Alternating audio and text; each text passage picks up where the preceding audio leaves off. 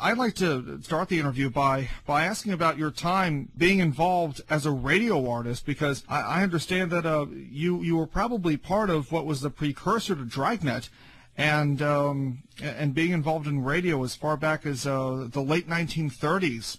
The 40s. The 40s, I apologize. That's all right.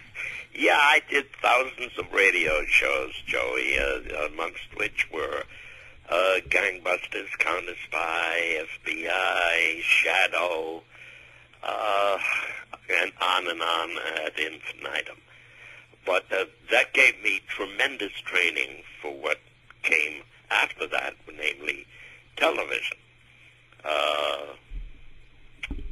We went on the air with Search for Tomorrow in 1951, and we went off the air in 86.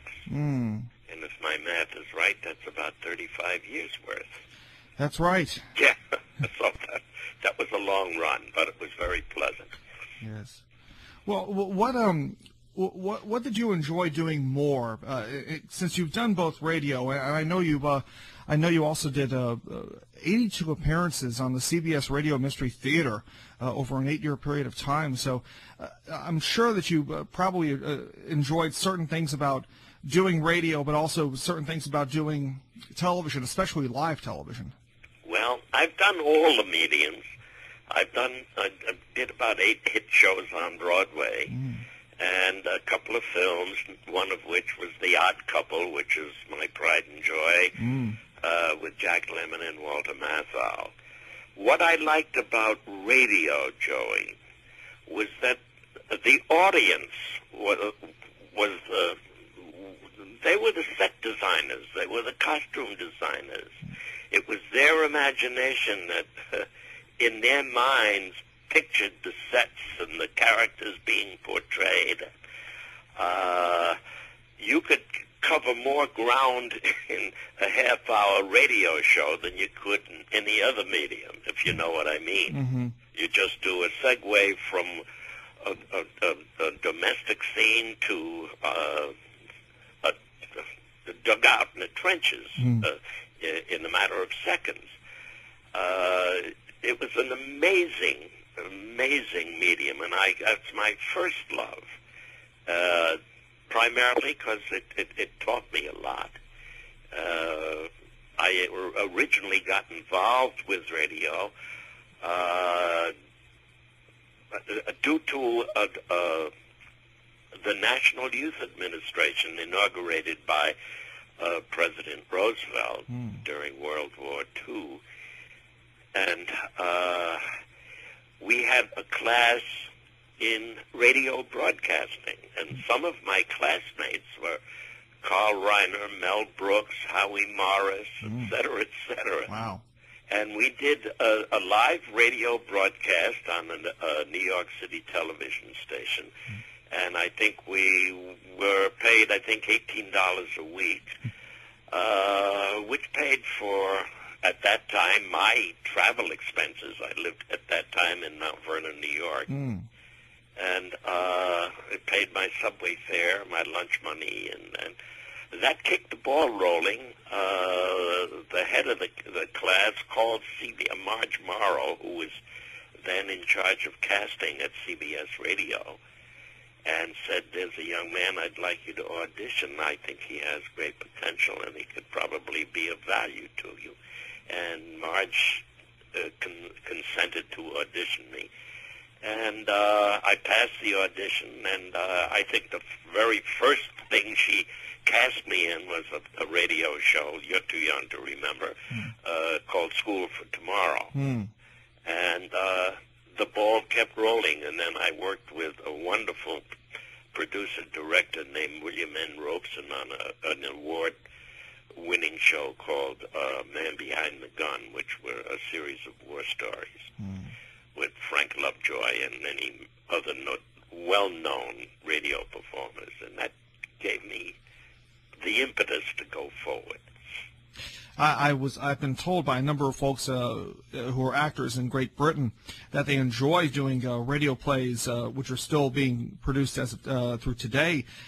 And the reason why they enjoy doing them is because they could take on a character that they couldn't portray on film or on television. Well, that says it all, Joey.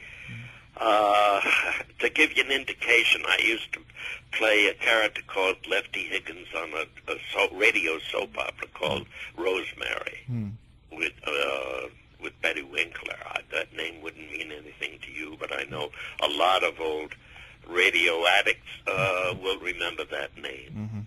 And that was kind of a romantic leading man kind of role. And at night, I would play a maniacal killer on Gangbusters. I could never have done that physically. You know, they would never have cast me that way in a physical medium, if you know what I mean. So that was the intriguing part of radio. You could do a multitude of things.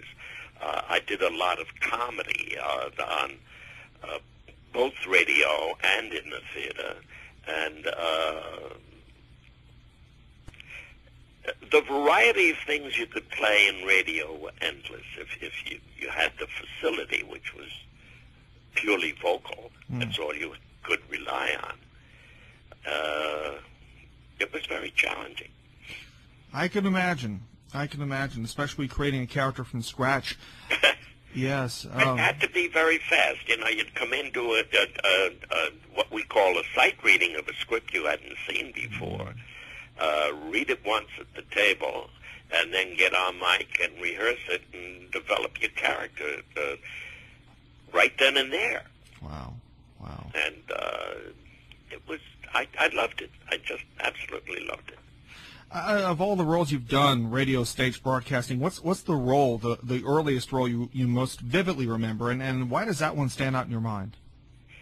Well, I guess I have to say Stu Bergman on Search for Tomorrow, because it gave me a great variety of things to play. It afforded me monetarily the luxury of picking and choosing whatever I wanted to do in addition to that. And I loved the part. I loved the cast. We had a wonderful cast. I want to drop a few names to you. Oh, please. Susan Sarandon was on Search at one time. John Ashton, who is Jennifer Ashton. Well, he's not as famous. Jennifer Ashton's father. Yes. Don Knotts. That's right. That was a surprise when I found out that Don Knotts, of all people, did 2 years on Search in the 50s. Yes, and he used to love to do coin tricks and show them to me. He was a marvelous character. But we had a number of people who went on to bigger and better things. And we were a close-knit, you know, it's like a stock company, Joey.